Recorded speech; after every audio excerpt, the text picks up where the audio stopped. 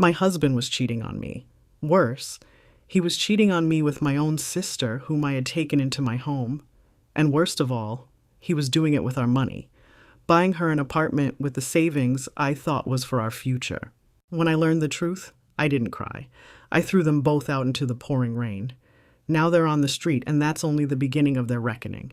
Like this video and right where you are watching us from, we will be happy to send you our regards. Stay with us. Don't miss what's coming next. My name is Alaina, and for 10 years, I lived in a house made of glass. It was a beautiful house, a testament to the life my husband, Marcus, and I had built together. Perched on a quiet, tree-lined street in a prosperous corner of Prince George's County, Maryland, just outside Washington, D.C., it was a place of floor-to-ceiling windows and open spaces, a home designed to let the light in. I had always believed that our marriage was like that house, transparent, honest, a partnership with no dark corners or hidden rooms. I believed that the love between us and the fierce, protective love I had for my younger sister, Chloe, were the two unbreakable pillars that held up my world. I was a fool, a happy, trusting, and spectacular fool. And the night I discovered that my beautiful glass house was, in fact, a prison of lies, the storm that broke was one that shattered everything. The air on the night of our 10th anniversary was thick and heavy with the promise of a summer thunderstorm, the kind that steams the D.C. pavement. It was the kind of humid, expectant stillness that precedes a violent breaking of the sky. Inside, however, the atmosphere was one of quiet celebration. Marcus and I were having a simple dinner at home, the way we both preferred. He was a good man, or so I believed.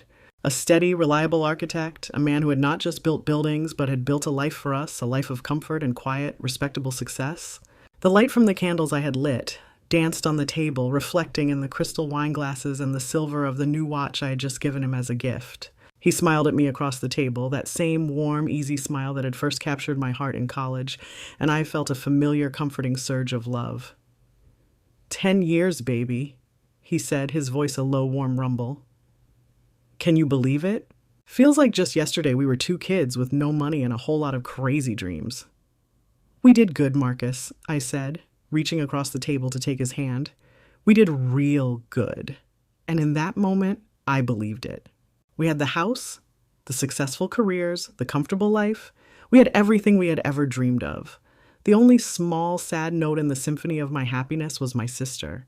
Chloe was 5 years younger than me, and she was my shadow, my responsibility, my most cherished and most frustrating project. Where I was steady, she was volatile. Where I was a planner, she was an artist, a dreamer who drifted from one temporary job to another, always just one crisis away from financial disaster. I loved her with a fierce, almost maternal devotion, a love that was a mixture of deep affection and a constant low-grade anxiety for her future. She had been living with us for the last 6 months, in the small guest suite above the garage, after her latest apartment situation had, as always, fallen through. I had been so happy to have her with us, to feel like we were a real family again, the two of us against the world, just like it had been after our parents had passed away. But her presence in our home had created a subtle, almost imperceptible shift in the atmosphere. There was a new tension in the air, a quiet, unspoken thing that I couldn't quite name.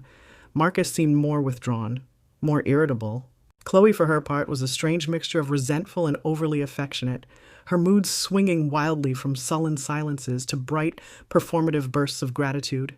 I had dismissed it as the normal friction of 3 adults living in close quarters, the growing pains of our new arrangement. I told myself it was nothing. It was not nothing.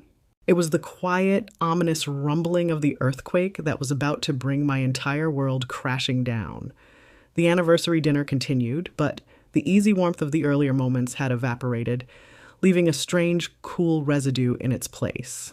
The approaching storm outside seemed to have found its way into our home, the air growing heavy and charged with an unspoken static. Marcus, who had been so present and affectionate just a few moments before, had retreated into a quiet, distant space inside himself. He pushed the last of his food around his plate, his gaze fixed on a point somewhere over my shoulder.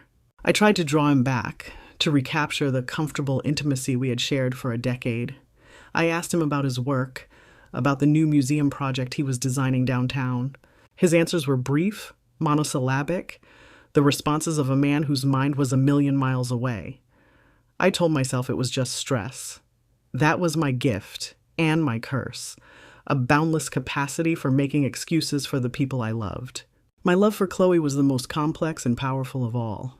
Our bond had been forged in the crucible of a shared tragedy, a single terrible night 20 years ago that had cleaved our lives into a before and an after. I was a sophomore in college, and she was a rebellious, art-obsessed 15-year-old when we got the call. Our parents, driving home from a weekend trip, had been killed in a head-on collision on a rain-slicked highway. In the space of that one sterile phone call, our world was obliterated. I was no longer just a big sister. I was an orphan, and the de facto guardian of my own grieving, terrified, and furiously angry little sister. I had to grow up overnight. I abandoned my plans to study abroad, I took on extra jobs, and I dedicated my life to a single, all-consuming purpose: to be the anchor, the rock, the unwavering source of stability in Chloe's chaotic world. I had become the practical one, the responsible one, the one who paid the bills and made the sensible choices. And in doing so, I had allowed and perhaps even encouraged Chloe to become my opposite.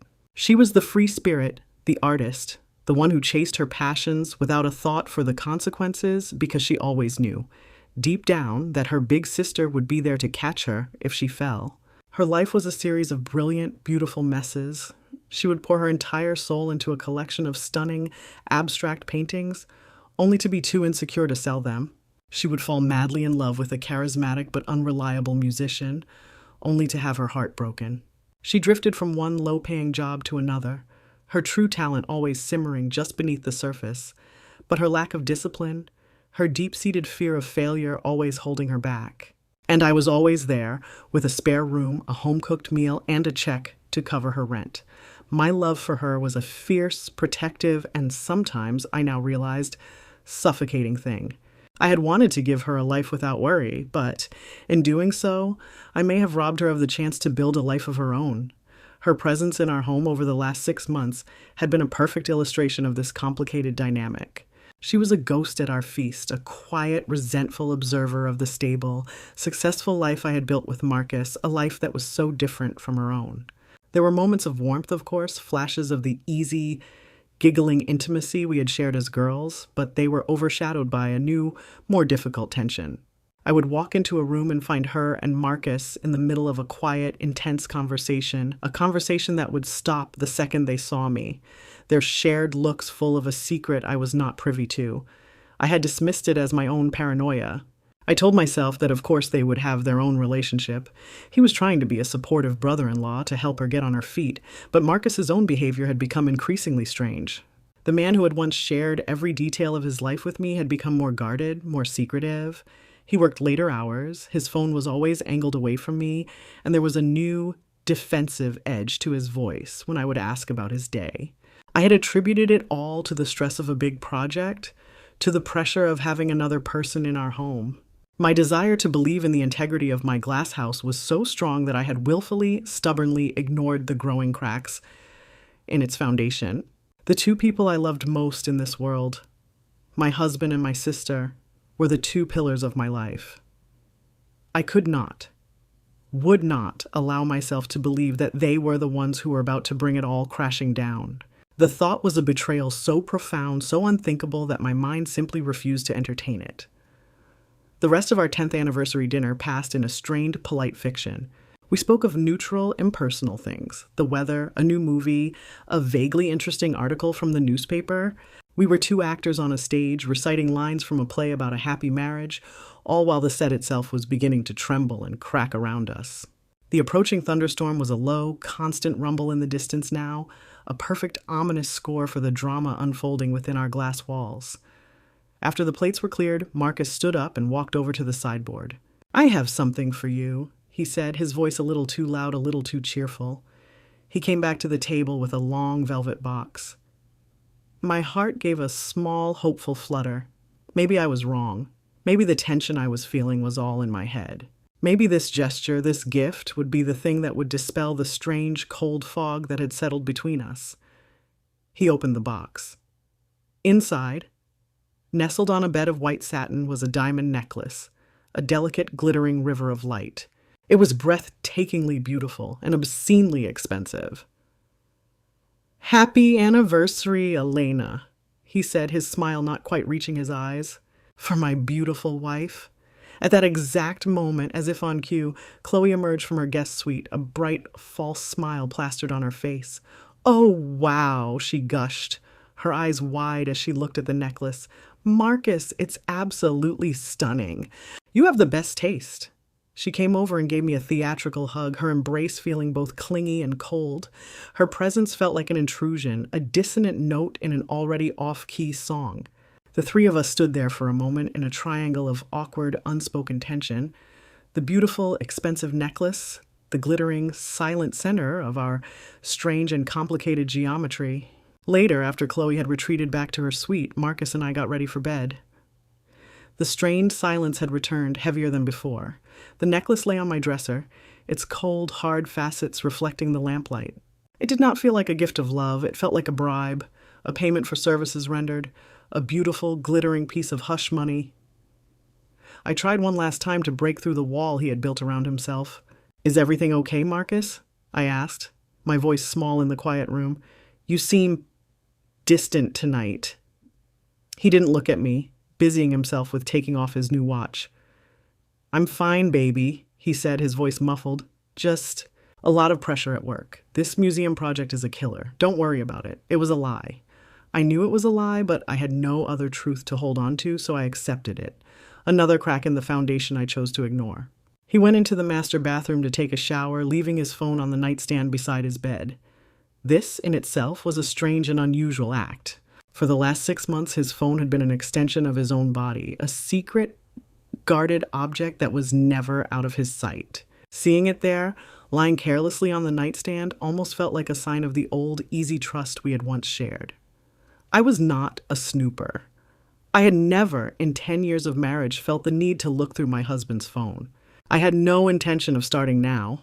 I walked over to his side of the bed to turn down the covers, my heart heavy with a sadness I couldn't name.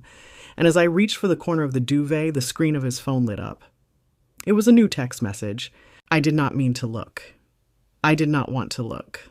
But it was there, glowing in the soft light of the bedside lamp, impossible to ignore. The name of the sender and the first few words of the message were displayed in a clear, brutal preview on the lock screen. Chloe, are you going to tell her tonight? The world stopped. The sound of the shower, the distant rumble of the thunder, my own breathing, it all ceased to exist. There was only the glowing white light of the screen and the 7 simple and utterly catastrophic words that had just taken a sledgehammer to the entire, beautiful, fragile structure of my life. Are you going to tell her tonight? The question was a key, unlocking a secret room in my own house, a room I had never known existed, a room where the 2 people I loved most in this world had been living a secret life without me. A cold, sickening certainty washed over me, a physical wave of nausea. Every strange, disconnected event of the last 6 months, his late nights, his secretive phone calls, Chloe's wild mood swings, their quiet, intense conversations, his guilty, hollow gift, all of it, slammed together in my mind, forming a single, ugly, and undeniable picture. It was not a misunderstanding. It was not a fiction of my own paranoia. It was a betrayal. A betrayal so profound, so intimate, so grotesquely personal, it felt like a physical violation, like a knife twisting in my gut. I stood there, frozen, staring at the phone as the screen went dark again, plunging the room and my world back into a new, more terrible kind of darkness. Outside, a brilliant fork of lightning split the sky, and a moment later, the first deafening crack of thunder broke directly overhead. The storm had arrived. And in the bathroom, the sound of the shower, the sound of my husband washing away the day, continued oblivious. He was about to walk out of that bathroom, clean and refreshed, and into the wreckage of the world he had just destroyed. The sound of the water stopping in the bathroom was a brutal, jarring summons back to reality. For a long, timeless moment, I had been frozen, a statue of disbelief. The 7 damning words on the phone screen burned into my retinas. The storm outside had been holding its breath, and so had I. But now, the shower was off, and the silence that followed was a countdown, the final few seconds before the world ended. My shock did not curdle into a hot, screaming rage. It did something far more terrifying. It crystallized. It became a cold, preternatural calm, a diamond-hard clarity in the center of my soul. The grief and the fury were there, a raging chaotic sea, but my mind was suddenly a small, quiet, and perfectly still island in the middle of it. I did not throw the phone. I did not smash it against the wall. I picked it up.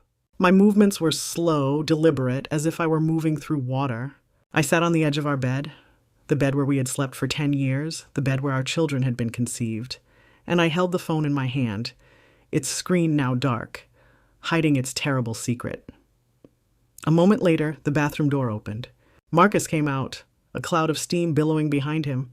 He was wrapped in a thick white towel, his hair damp, a look of weary contentment on his face.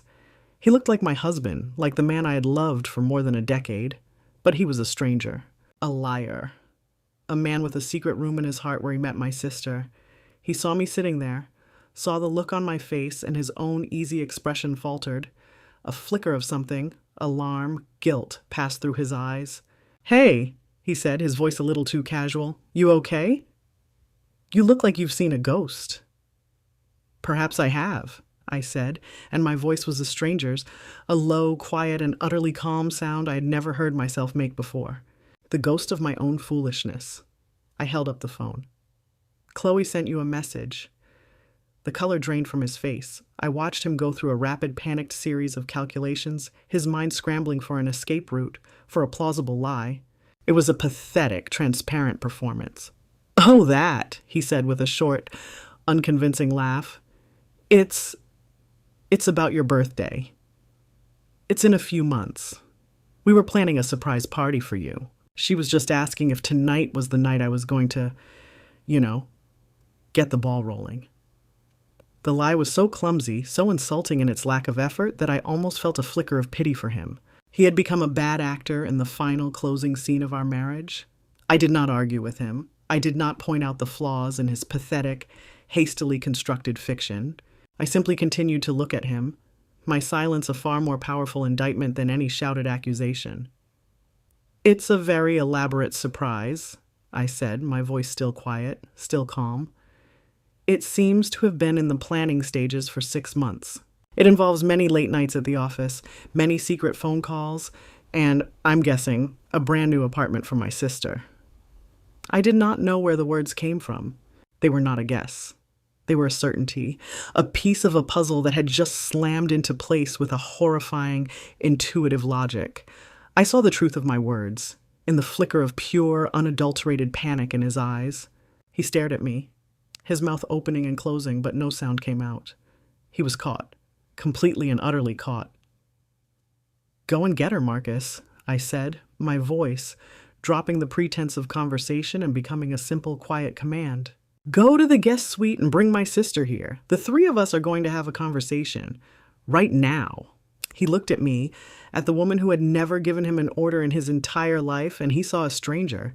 He saw a woman who was no longer his gentle, trusting wife. He saw a queen in the ruins of her kingdom who was about to pronounce a sentence. And for the first time in our marriage, he did exactly as he was told. I waited. The minutes stretched into an eternity, each second a slow, heavy drop of water in a vessel that was already full to bursting. The storm outside was gathering its forces, the rumbles of thunder now a low, continuous growl, the sky a deep, bruised purple. The glass walls of our bedroom, which had once felt so open and full of light, now felt fragile, exposed, as if the coming storm, both outside and in, might shatter them at any moment. I sat on the edge of the bed, a queen on a broken throne, and I waited for my husband to bring my sister, my betrayer, to face me. They came in together, a matched set of guilt and shame. Marcus would not look at me, his eyes fixed on the floor, his posture that of a man already convicted. Chloe was wrapped in a silk robe, a gift I had given her for her last birthday. The sight of it was a small, intimate, and particularly cruel twist of the knife. Her face was a thunderous mask of a defiant, sullen anger, the belligerence of a child who has been caught and knows it, but refuses to be sorry. They stood before me, the 2 people who had formed the entire architecture of my heart, and I saw them for what they were, a coward and a thief. "For 6 months?" I began, and my voice was still that same strange and terrifyingly calm instrument of precision. "For 6 months, the 2 of you have been living a secret life in my home, under my roof, eating my food. I looked from my husband's face to my sister's, my gaze a slow, deliberate weight that I could see was causing them physical discomfort. You have had your quiet conversations, your secret glances, your shared jokes that would stop the moment I entered a room. You made me feel like I was a ghost, a stranger in my own home. You made me feel like I was going insane. Alaina, it's not... Marcus began, his voice a weak, pathetic murmur. Do not, I said, my voice dropping to a whisper that was somehow more menacing than a shout, insult me by lying to me again. Not tonight. I held up his phone. Chloe asked if you were going to tell me tonight, so tell me. What is it that I need to know? The silence stretched again, thick and suffocating, broken only by a loud crack of thunder outside. Chloe, to my surprise, was the one who broke it. Her fear, it seemed, was less powerful than her deep, abiding well of resentment. It's not what you think, she said, her voice a petulant whine. Marcus and I, we just have a connection. He understands me. He understands the struggles of a true artist, which is something you could never understand. The struggles of an artist, I repeated, my voice flat. And do these struggles by any chance require a new, expensive, 2-bedroom apartment in a downtown loft with a view of the city? The question landed with the force of a physical blow. I saw Chloe flinch, her face going pale. I saw Marcus's head snap up, a look of pure, unadulterated shock on his face that I had, once again, known the specific, damning detail of their secret. And then the full, ugly truth came spilling out, a torrent of confessions and justifications that was even more sordid than I could have imagined. Marcus, under the weight of my cold, quiet certainty, finally broke. He confessed to the affair, which had been going on for the better part of the 6 months Chloe had been living with us. But that was not the worst of it. The worst of it was the apartment. He admitted that 2 months ago, he had taken a significant sum of money, a 6-figure sum from our joint savings account, the money we had been setting aside for our future, for our retirement, and he had used it to pay the security deposit and the full, upfront, 1-year lease on a new apartment for Chloe. It was to be her new home, her new art studio, her new life, all of it funded by the money I had earned, by the future he and I were supposed to share. The betrayal was not just emotional, it was a cold, hard financial transaction. He had stolen from me to give to her. Then Chloe, seeing that the secret was out, unleashed her own venomous justification. You always had everything, Alaina, she shrieked, her voice a high, ugly sound of a lifetime of jealousy, finally being given a voice. The perfect grades, the perfect career, the perfect husband, the perfect house. I was always the screw-up, the charity case, the little sister you had to take care of. I just wanted something for myself. I deserved a nice place to live, a chance to start my life without having to come crawling to you for every penny. Marcus was the only one who ever understood that. He was the only one who ever really saw me for who I was. Her words were a revelation, a glimpse into the dark, twisted, and resentful heart of the sister I thought I knew. This was not a simple, passionate mistake. This was a calculated, transactional, and deeply personal act of war. She had not just fallen into an affair with my husband. She had used him. She had used his weakness, his midlife boredom to get what she wanted, what she felt the world, and what I owed her.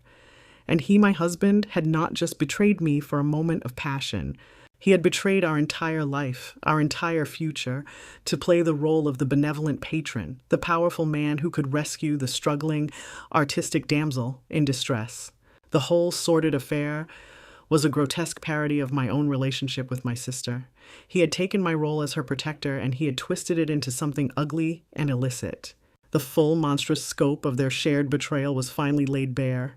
And just as the truth was finally spoken aloud, the storm outside broke with a furious, cleansing violence, the rain lashing against the glass walls of my house, as if trying to wash away the filth that was now inside. The ugly, selfish truth of their betrayal filled the room, a toxic, suffocating gas that displaced all the air, all the love, all the shared history that had once lived within those walls. I looked at the two of them, my husband and my sister, their faces a grotesque mask of self-pity and resentful justification, and the cold, preternatural calm that had been my shield finally, completely shattered. It was not a loud, explosive shattering, but a silent, catastrophic implosion. A wave of pain so profound, so absolute, it was a physical thing, rose up from the depths of my soul. It felt as if the beautiful glass walls of my house, of my life, had suddenly imploded. The shards of a decade of love and trust embedding themselves deep within my flesh, behind my ribs, in the very muscle of my heart. I could not breathe. Outside, the storm, which had been a low, distant rumble, broke with a sudden biblical fury. A brilliant, blinding fork of lightning split the sky, and in the same instantaneous moment, a crack of thunder so loud, so violent, it shook the very foundations of the house, detonated directly overhead. The lights flickered, and in the strobing apocalyptic glare I saw their two faces, pale and frightened, and I began to laugh. It was a terrible sound, a raw, ragged, and utterly heartbroken sound of a woman who has just been pushed past the breaking point of her own sanity. "An apartment," I gasped, the words torn from me between ragged, laughing sobs. "You did all of this for an apartment." I looked at my sister, at the girl I had raised, the child I had protected, the woman whose life I had tried to make easy. "I would have given you the money, Chloe," I wept, the words of fresh agony in my throat. "If you had just asked, if you had just come to me, I would have given you anything. But you didn't want my help. You wanted my life." Then I turned to my husband, the man I had shared my bed and my dreams with, the man who had stolen our future to play the hero in my sister's pathetic little drama. "And you," I said, my voice dropping to a low, trembling whisper, "you let her. You helped her. You paid for her betrayal with our life." The rain came then, a torrential, driving downpour, lashing against the floor-to-ceiling windows of our bedroom, the glass walls of my life. It was as if the sky itself was weeping for my own, foolish and now completely shattered, belief in the goodness of the two people I had loved most in this world. The storm was a cleansing, a violent purging fury that matched the one that was now raging inside me. The grief, the shock, the heartbreak, it all burned away in the fire of my own disillusionment, leaving behind something new, something cold and hard and unyielding. I stood up. My movements were no longer weak or trembling. They were steady, filled with a new and terrible purpose. The weeping, heartbroken woman was gone, and in her place was a queen who had just witnessed a coup in her own throne room, a queen who was about to deliver a sentence.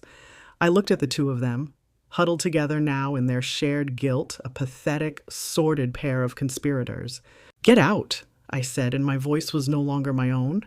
It was a sound I had never heard before, a voice of pure, cold, and absolute authority. They stared at me, their eyes wide with a new, dawning fear. They did not see the loving, forgiving Alaina they had known and so carelessly betrayed. They saw a stranger, a woman made of ice and steel. "What?" Marcus stammered. "Get out," I repeated, each word a separate, perfectly formed stone of command. "Not just from this room, out of my house." "Alaina, you're not being serious," Chloe whined, her tears of self-pity starting anew. "This is my home, too. You said—" "The things I said were to a sister I thought I had." I cut her off, my voice sharp as a shard of glass. "That sister is dead. You are a stranger to me now, a stranger who has been sleeping with my husband. And you are no longer welcome in my home." I then turned to Marcus. "And you," I said, "this may be the house you helped to build, but you have desecrated it with your lies. You have forfeited your right to be here." I walked over to the closet and pulled out 2 empty suitcases. I threw them on the bed. "Pack a bag," I said, my voice the final, unappealable verdict. "Both of you. Whatever you can fit.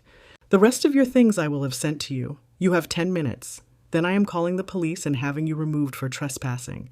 They saw in my eyes that I was not bluffing. The woman they had known, the woman who had spent her life avoiding conflict, was gone, and the woman who stood before them now was not someone to be trifled with. They moved, a clumsy, panicked scramble of activity, throwing clothes into the suitcases, their movements jerky and full of a new, terrified respect. 10 minutes later, they were standing by the bedroom door, 2 sodden, pathetic refugees from a life they had just destroyed. I watched, my face an unreadable mask, as they walked out of my room, down my stairs, and to my front door. They stepped out into the raging, cleansing storm, and I closed the door behind them. The soft, final click of the latch, the sound of the end of a world and the beginning of a new one. The morning after the storm was unnaturally beautiful. The world outside the glass walls of my house had been washed clean, the air scrubbed of its humidity, the leaves on the trees a deep, vibrant, and rain-drenched green. The sun, A brilliant, almost defiant disk in the clear blue sky cast long, sharp shadows across the lawn. The world was at peace. But inside my house, the silence was a different kind. It was not the silence of peace, but the profound, ringing silence of a battlefield after the battle is over. It was the silence of devastation, of loss, of a world that had been completely and irrevocably emptied. I walked through the rooms of my home, my bare feet silent on the cool hardwood floors. The house was a museum of a dead life, every object a painful artifact of a past that was no longer mine. I saw the indentation on the sofa cushion where my husband used to sit, the half-finished book my sister had left on the coffee table. These small, mundane traces of their existence were more painful than any grand, dramatic memory. They spoke of a life that had been so real, so normal, just 24 hours ago, a life that was now as distant and as lost as a forgotten dream. I was a ghost, haunting the wreckage of my own happiness. I spent the day in a state of numb, suspended animation, cleaning up the remnants of our last tragic meal, the anniversary dinner that had become a funeral. As I rinsed the wine glasses, I saw the faint, ghostly imprint of my sister's lipstick on the rim of hers, a small, intimate, and devastatingly painful reminder of her betrayal. The rage and the grief of the night before had receded, leaving behind a vast, hollow emptiness. I was alone. For the first time in my adult life, I was completely and utterly alone. And with that loneliness came the first cold and practical question of my new reality. What was I going to do now? The love, the trust, the family, that was all gone. But the life we had built, the material life, the house, the savings, the comfortable existence, that was still here. Or so I thought. Driven by a new cold and pragmatic anxiety, I went to my husband's, to our home office. I sat down at the computer, my fingers feeling clumsy and alien on the keyboard, and I logged into our joint bank account. The password was our anniversary date, a small, cruel irony that was not lost on me. The page loaded, and as I looked at the numbers on the screen, a new, different kind of coldness, a coldness that had nothing to do with grief and everything to do with a stark, brutal reality, washed over me. The savings account, the one that had held our future, our retirement, the substantial nest egg we had so carefully built over a decade, was nearly empty. He had taken almost all of it. There was a single massive wire transfer, dated from 2 months ago, the same week he had signed the lease on Chloe's new apartment. He had not just dipped into our savings to pay for her life, he had plundered it. He had stolen our entire future and handed it to her, leaving me with nothing but the dregs. The betrayal was no longer just a matter of the heart. It was a matter of survival. The grief, the shock, the emptiness. It was all suddenly burned away by a new, sharp, and clarifying fire. I was not just a heartbroken wife. I was a victim of a calculated financial crime, and I would not be a victim for 1 second longer. The woman who had wept in her bedroom the night before was gone. In her place was a woman who had been wronged, a woman who had been stolen from, and a woman who was about to fight back. I picked up my phone. I did not call a friend. I did not call my mother. I called the best, most ruthless, and most expensive divorce attorney in the Washington, D.C. metropolitan area. The law firm I had chosen was located on the top floor of a gleaming skyscraper in downtown D.C., a world of quiet, intimidating power. My lawyer, a woman named Jessica Thorne, was the best in the city, a shark in a Chanel suit with a reputation for being both brilliant and utterly ruthless in a courtroom. She was exactly what I needed. I sat in her plush, art-filled office, the city spread out below us like a map, and I told her my story. I did not weep. I did not rage. I presented the facts with the cool, methodical precision of an engineer outlining a structural failure. I spoke of our 10-year marriage, the joint savings account, my sister's 6-month stay, and the final catastrophic discovery of the affair and the plundered bank account. Jessica listened, her face a mask of professional neutrality, her fingers steepled under her chin. She was not shocked. She was not surprised. This, I realized, was simply data to her, a familiar pattern of male entitlement and financial malfeasance. When I was finished, she leaned forward and her eyes, which had been cool and assessing, now held a spark of a cold, controlled fury on my behalf. "What your husband has done, Mrs. Johnson," she said, her voice a sharp, clear instrument, "is not just a moral failing. It is a textbook case of what we call dissipation of marital assets. He has, with fraudulent intent, deliberately squandered your shared property to finance an illicit affair. In the eyes of the court, that is not just a betrayal, it is a crime, and we will treat it as such. In that single validating statement, she gave me back a piece of my own sanity. I was not the crazy, jealous, overreacting wife. I was the victim of a calculated financial crime. She laid out her strategy, a swift and aggressive campaign of legal warfare. First, she said, we file for divorce, effective immediately. Second, we file an emergency motion to freeze all remaining marital assets, including all of his personal and business accounts. We will cut off his access to any more of your money. And third, she said, a predatory gleam in her eye, we will begin the discovery process. We will subpoena every bank record, every credit card statement, every text message, and every email from the last 2 years. We will create a meticulous, undeniable paper trail of his deception. By the time we are finished, he will not have a single lie left to hide behind. I walked out of her office feeling not happy, not peaceful, but for the first time since the night of the storm. I felt powerful. The empowerment of legal action, however, was a cold comfort in the profound, echoing silence of my empty house. The nights were the worst. I would lie awake in the middle of our large marital bed and feel the vast, empty space where my husband used to be. Every creak of the house, every rustle of the leaves outside the glass walls, was a reminder of my profound, gut-wrenching loneliness.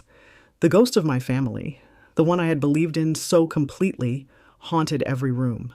I would see my sister's face, my husband's smile in every corner, and the waves of grief would be so powerful they would bring me to my knees.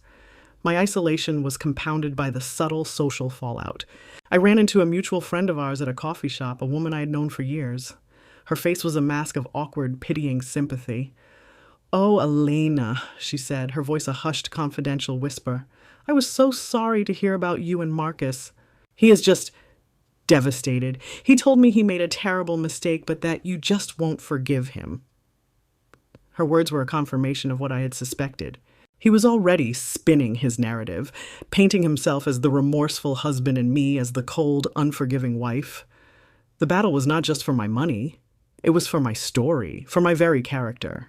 The most painful assault, however, came from my sister. A few days after I had filed for divorce, my phone began to buzz with a relentless series of text messages from her. They were a masterclass in emotional manipulation and gaslighting. "How could you do this, Alaina?" The first one read, "How could you throw me out? I have nowhere to go. You're my big sister. You're supposed to protect me." The next one dripped with a wounded, self-pitying innocence. "Marcus and I just had a connection. It wasn't ugly. You're the one making it ugly with all these lawyers.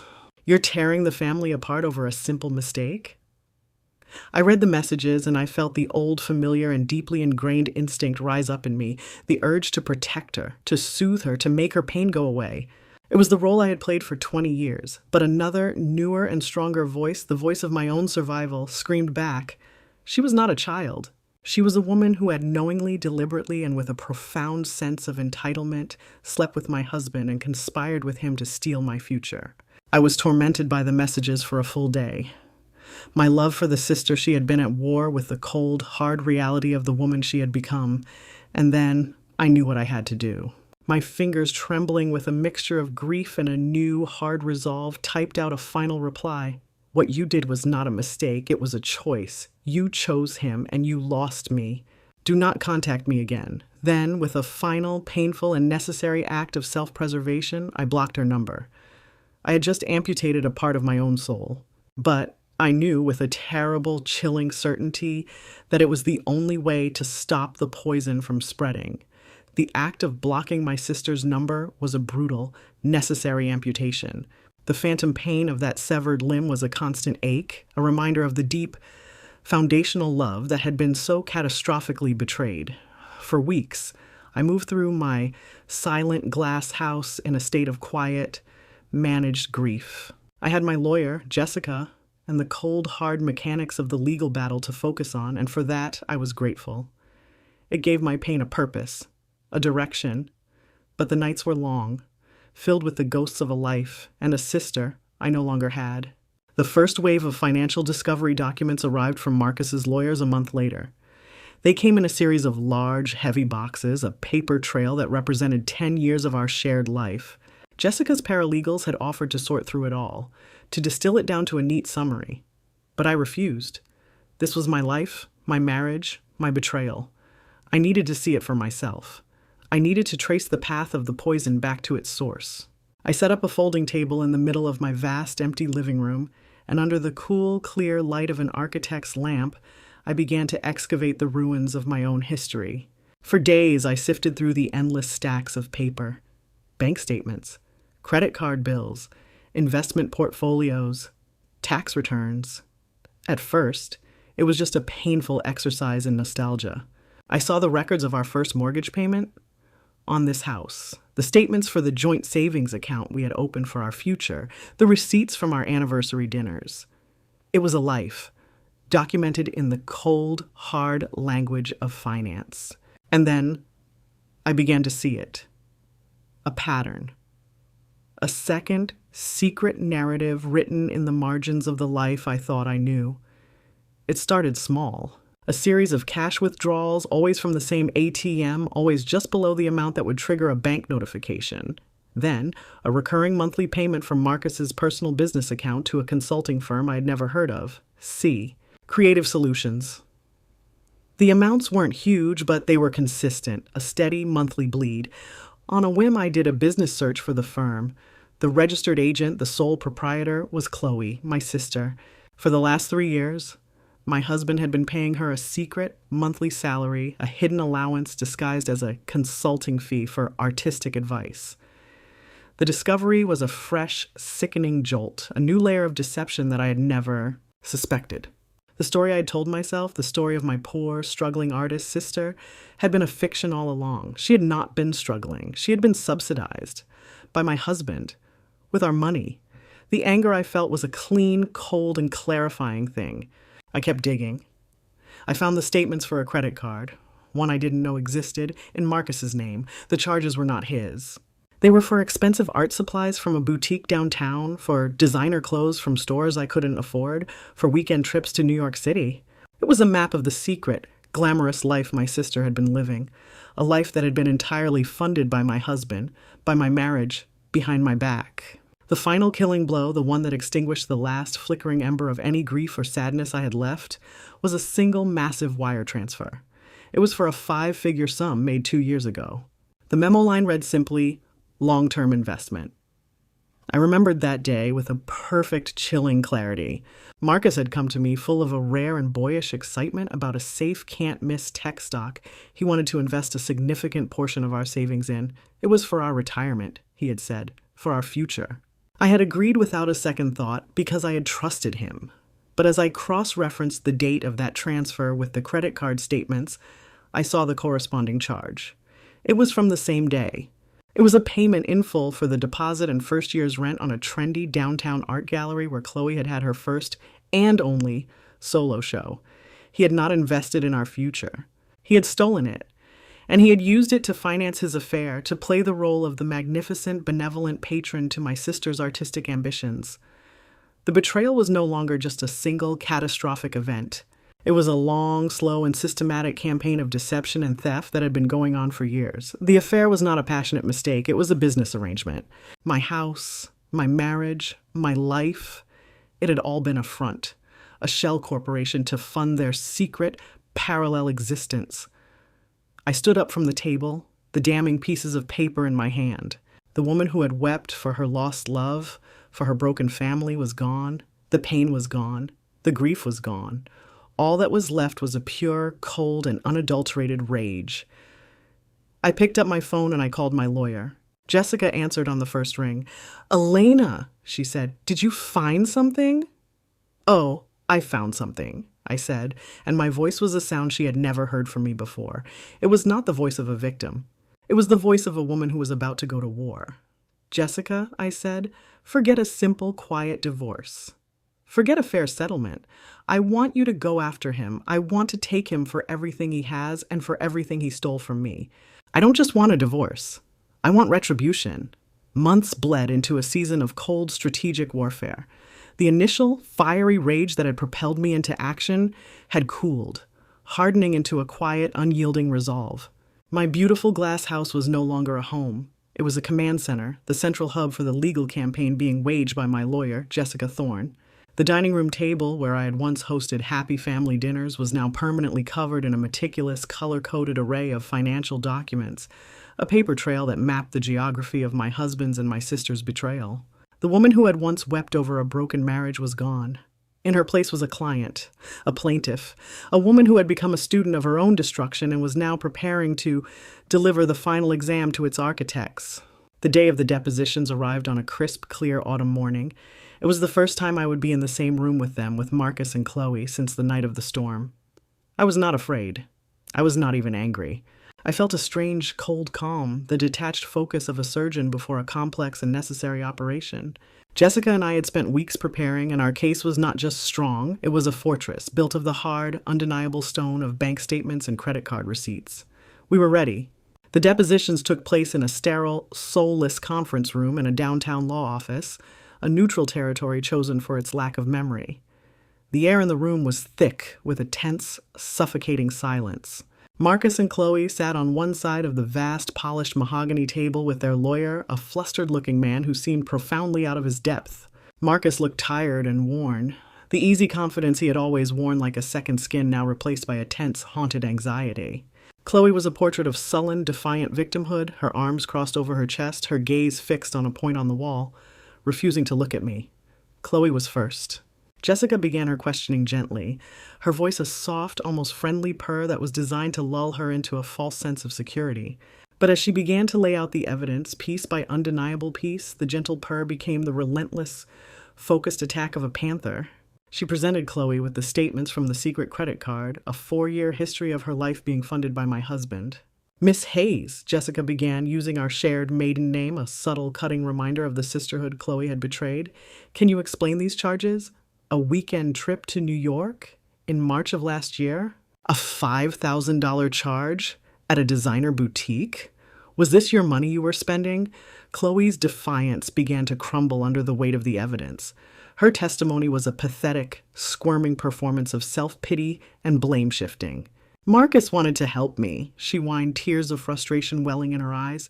"He was the only one who ever believed in my art." "You always had everything, Alaina. I just wanted a chance." "A chance you were given with your sister's life savings, is that correct?" Jessica pressed, her voice like ice. "Did you know that the money Mr. Johnson was giving you was from a joint account he shared with his wife?" Chloe was forced to admit that she knew. She was forced to admit, under oath, that she had knowingly and willingly participated in a long-term financial deception against her own sister. By the time Jessica was finished with her, she was a weeping, broken mess, her artistic pretensions stripped away to reveal the raw, ugly greed and jealousy beneath. Then it was Marcus's turn. He tried to maintain a facade of calm, detached control, the successful architect trying to manage a messy personal situation. But Jessica's attack was even more brutal, more systematic. She confronted him with the wire transfer for Chloe's apartment, the one that had emptied our savings account. She confronted him with the years of secret consulting fees he had paid my sister from his business. And then she brought out the final killing piece of evidence. The statement for the safe, long-term investment for our retirement he had supposedly made 2 years ago. "Mr. Johnson," Jessica said, her voice dangerously quiet, "can you please identify this transaction?" "It was an investment in a tech fund," he said, his voice a low, confident lie. "Is that so?" Jessica replied, sliding another document across the table. It was a canceled check, made out not to a tech fund, but to a downtown art gallery. A check, in the exact same amount and from the exact same day as the investment, for the full and complete payment of a solo art exhibition. For Chloe Hayes. "Would you care to revise your testimony, Mr. Johnson?" she asked, her voice a silken legal threat. The room was silent. Marcus stared at the 2 pieces of paper, his lie and his truth laid bare side by side. He had been so arrogant, so certain of his own cleverness, that he had never imagined his secret, paper world would be so thoroughly, so completely, and so expertly brought out into the light, his facade of control shattered. And for the first time, he looked at me across the long, polished table, his eyes full of the dawning, terrifying horror of a man who has just realized he has already and irrevocably lost. The week between the depositions and the scheduled settlement meeting was a week of profound, deafening silence from the other side. The legal blitzkrieg Jessica Thorne had unleashed had been a catastrophic success. We had them. The paper trail of their long, sordid affair was now a matter of legal record, their lies and deceptions captured in the cold, black and white finality of a court reporter's transcript. Their legal position was not just compromised, it had been annihilated. The request for a settlement meeting, which came via a clipped formal email from Marcus's humbled attorney, was not a negotiation. It was a white flag of surrender. We met, as I had insisted, on my turf, the main conference room of Jessica Thorne's law firm. It was a space designed to communicate quiet, unshakable power. The room was dominated by a single massive mahogany table polished to a mirror-like sheen, and the wall of windows behind my seat offered a commanding, panoramic view of the Washington, D.C. skyline. When Marcus and his lawyer walked in, they were framed against that backdrop of power, two small, diminished figures in a world that was no longer their own. Chloe was not with them. She had been deemed a liability, a loose cannon, and had been cast aside now that the affair had served its purpose and brought them to the brink of ruin. Marcus looked like a man who had aged 10 years in a few short months. The easy, confident charm was gone, replaced by a gray, weary pallor. He would not meet my eyes. He stared at the polished surface of the table as if it were a deep, dark body of water into which he was about to drown. His lawyer, a man who had clearly underestimated the storm he was sailing into, looked flustered and profoundly unhappy. He began, his voice a weak, unconvincing attempt at a professional tone by making their offer. It was, as Jessica had predicted, a pathetic attempt to salvage something from the wreckage. He spoke of a fair and equitable division of our remaining assets. He offered to return a portion, not all, but a portion, of the savings Marcus had inappropriately redirected to my sister. He concluded by saying that, in the interest of avoiding further emotional distress for all parties, they were prepared to offer this generous settlement in exchange for a full and final dissolution of the marriage with a strict confidentiality clause. He was offering me a fraction of what was rightfully mine, and in exchange he was asking me to buy my own silence. I listened to the offer, my face a calm, unreadable mask. I could feel Jessica beside me, a coiled spring of legal fury, ready to launch into a devastating rebuttal, to tear their pathetic offer to shreds with the cold, hard facts of the law. But before she could speak, I raised a hand, a small, quiet gesture that stopped her. This was not a legal matter anymore. This was personal. I leaned forward, my hands clasped on the table, and for the first time I looked directly at my husband. And I spoke. "Generous?" I said. And my voice was not the quiet, wounded whisper he remembered. It was a new voice, a voice that was cold, clear, and absolutely steady. "You are offering me a fraction of the money you stole from me, money I earned, and you have the audacity to call that generous?" I saw him flinch. His lawyer started to speak, but I cut him off, my gaze never leaving my husband's face. "You think this is about money?" I continued, my voice still quiet, but now imbued with the full, righteous weight of my fury. "You think you can write a check and that it will somehow balance the books on your betrayal? For 10 years I was your partner. I supported your dreams, I celebrated your successes, I built a home and a life with you. And for at least half of that time you were living a secret life, funneling our shared future into the hands of my own sister." I let the ugly truth of his actions settle in the silent, sterile conference room. "This is not about the apartment," I said. "It's about the lies. It's about every late night at the office. It's about every secret phone call. It's about you sitting at our 10th anniversary dinner and handing me a diamond necklace you bought with your guilt while you were planning your future with her.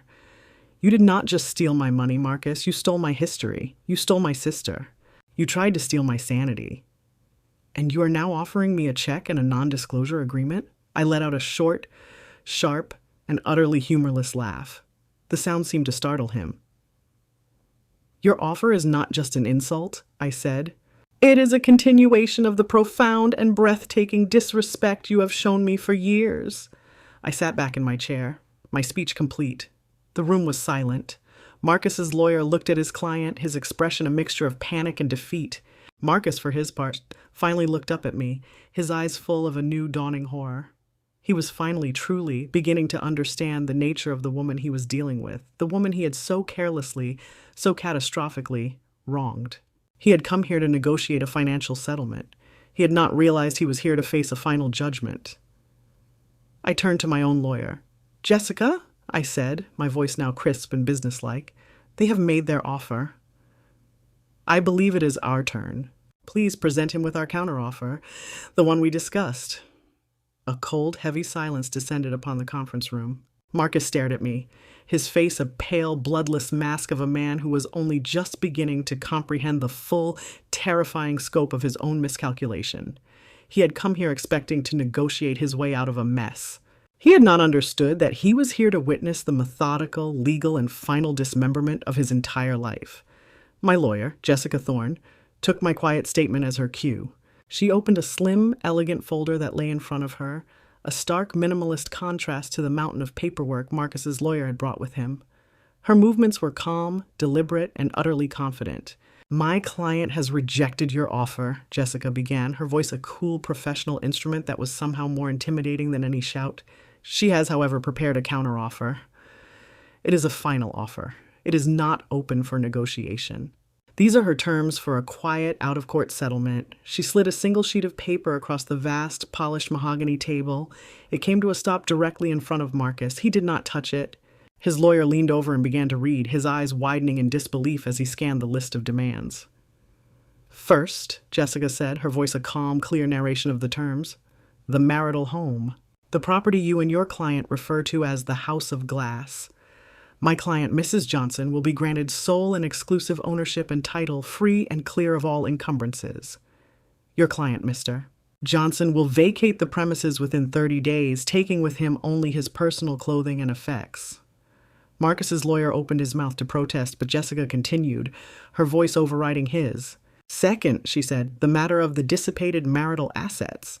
You will repay in full the entire sum that was fraudulently removed from the joint savings account. We have calculated that amount with interest at $192,000.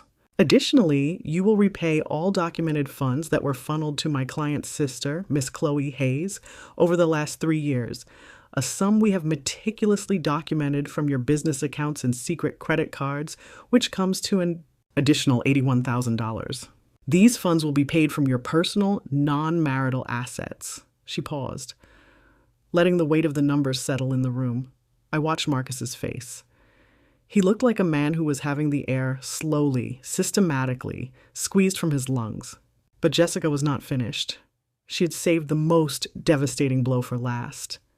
"And finally," she said, her voice dropping slightly, becoming even more precise, even more lethal, "your architectural firm, Johnson Designs, LLC. A forensic accounting has determined that the firm was started and sustained for its first 5 years using marital assets, and supported by my client's significant income during that time. As such, she is legally entitled to a 50% share of the business as a primary founding partner." She leaned forward, a predatory gleam in her eye. "She will be taking it.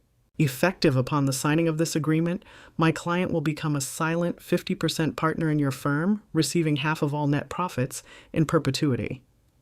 This is outrageous," Marcus's lawyer finally stammered, his face flushed a deep, angry red. "It's punitive. It's unconscionable. No judge in the country would ever—" "Wouldn't they?" Jessica interrupted, her voice a silken, dangerous purr. She looked past the lawyer directly at my husband. "You are, of course, free to reject this offer, Mr. Johnson," she said. "We can take our chances in a public trial." She let that thought hang in the air for a moment.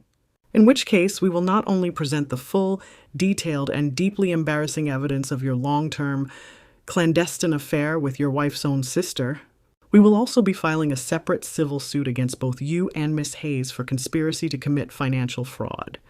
The press, I am sure, will find the story of a prominent, award-winning Washington, D.C. architect and his struggling artist girlfriend conspiring for years to steal from his wife's retirement savings. Quite a compelling human interest story." She smiled, a slow, cold smile that held no warmth at all. "Your professional reputation, mister. Johnson, the one you have so carefully built, will not survive it. Your firm will be ruined. And when the judge sees the full, sordid scope of your deception, I assure you, what I am offering you here today will look like an act of profound and inexplicable mercy. The choice was laid bare. It was brutal and simple.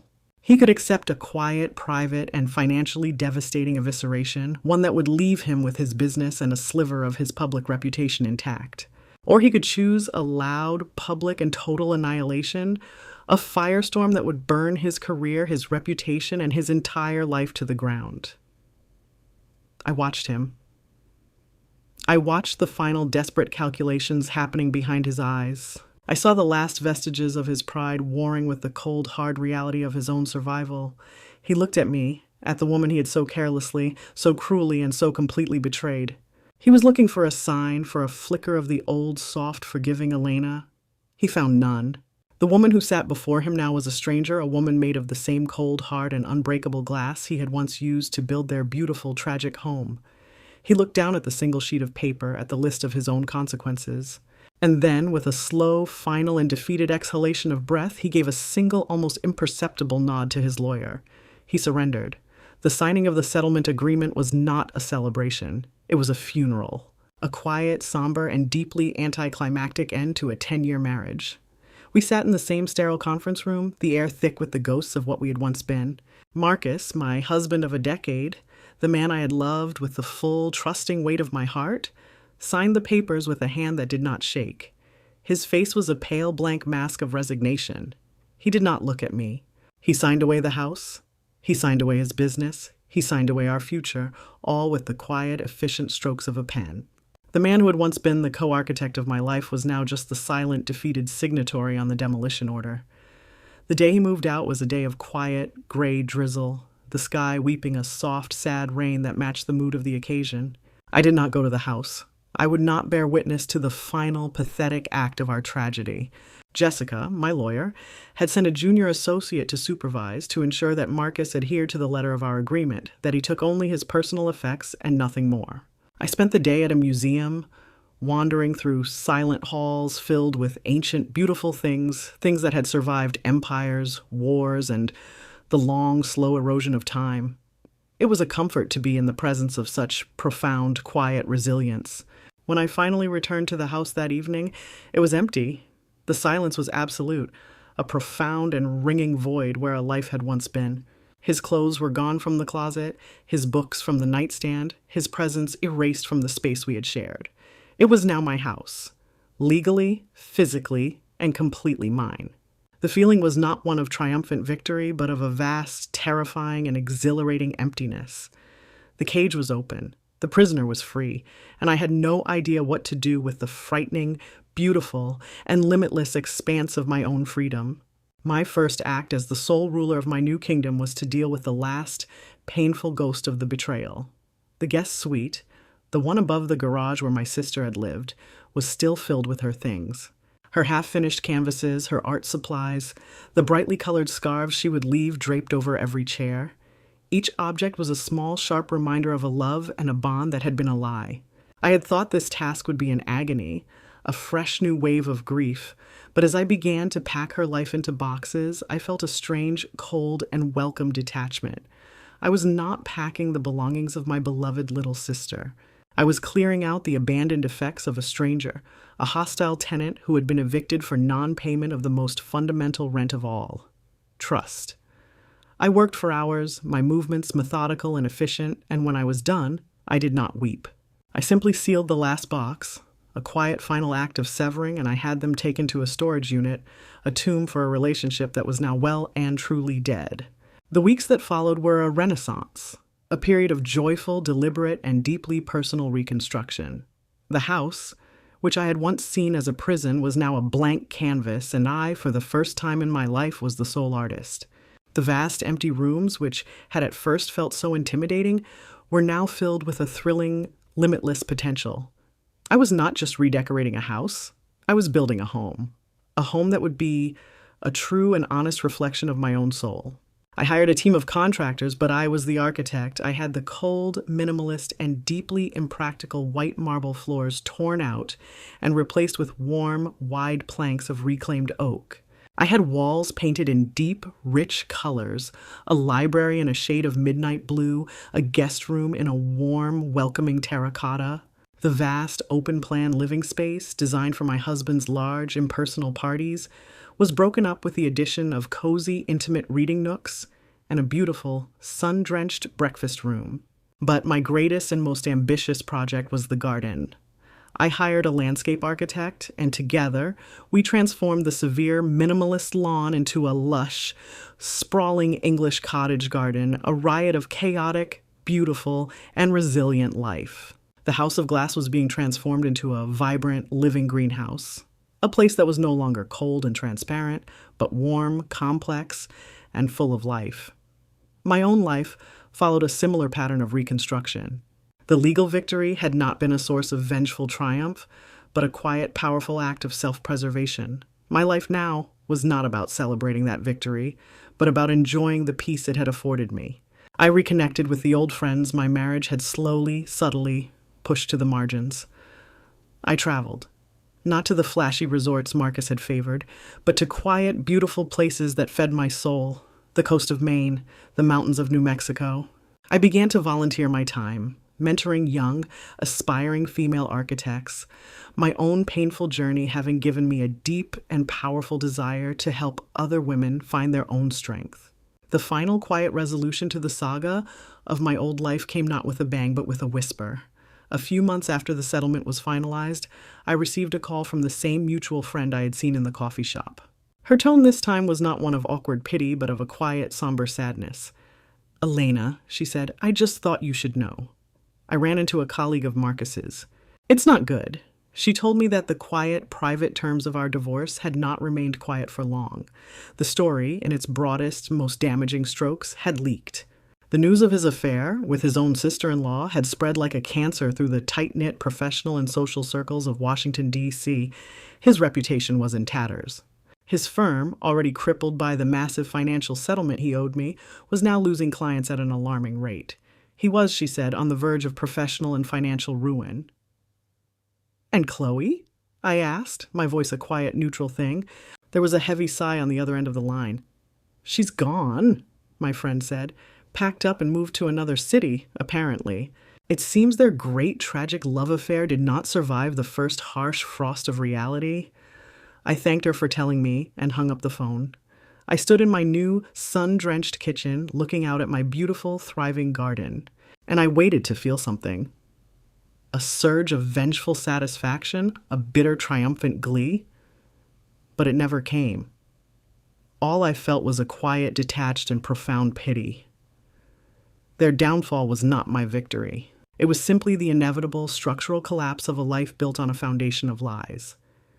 It was the natural, predictable, and deeply sad consequence of their own selfish choices. Their story was over, and I, finally, was free of it. I was no longer a character in their tragedy. I was the protagonist of my own new and beautiful story. 2 years after the day I had signed the papers that had legally and financially dismantled my old life, my new one was in full and glorious bloom. The house, which had been a cold and silent monument to my husband's taste and my own invisibility, was now a home that was a perfect and joyful reflection of me. The garden, my greatest and most personal project, was a masterpiece of organized chaos, a testament to the resilient, stubborn, and beautiful power of life itself. The silent glass walls, which had once felt so fragile, so exposing, so much like a prison, were now simply windows that let in the warm, golden light of my new life. The final, quiet, and perfect scene of my story took place on a warm evening in late summer. I was hosting a small, casual dinner party for my friends, the women who had been my anchors in the storm. The house was filled with the warm, fragrant scent of roasted chicken and rosemary from my garden, and the even more beautiful sound of easy, genuine laughter. We sat around my large, rustic dining table, the one I had chosen myself, and we shared stories and wine and the kind of deep, uncomplicated fellowship that had been absent from my life for so long. As the evening wore on, a familiar, distant rumble began to sound. A summer thunderstorm, just like the one from that terrible night 2 years ago, was rolling in. The sky outside the glass walls began to darken, the leaves on the trees turning a silvery, expectant green. A few years ago, the sound of that thunder would have sent a jolt of anxiety, of traumatic memory through my body. But now, I felt nothing but a sense of calm, quiet awe. I stood up from the table and walked over to the great floor-to-ceiling window in the living room, a glass of wine in my hand. I watched as the first heavy drops of rain began to fall, streaking down the clean, clear glass. A brilliant, silent fork of lightning split the sky in the distance, illuminating the clouds in a flash of dramatic purple light. I was not afraid of the storm. I was in my own house, my strong, well-built house, and I was safe. The storm was no longer a threat. It was just a beautiful and powerful spectacle of nature. And in that moment, looking out at the raging, cleansing storm, I finally understood the true nature of my old prison. The weakness had never been in the glass. A house of glass is not inherently fragile. Its vulnerability, its danger, comes from the secrets and the lies that one allows to live within it. My old life had been a house of glass filled with a toxic, invisible poison, a poison that had warped the view and threatened to shatter the entire structure from the inside out. But now, the poison was gone. My house was filled with truth, with light, with the warmth of genuine friendship, and with the quiet, unshakable integrity of my own soul. And it was the strongest house in the world.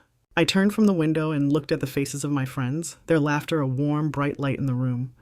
I thought of Marcus and Chloe, two sad, pathetic ghosts from a distant past. Their story had ended as I had known it would, in the quiet, inevitable ruin of their own making.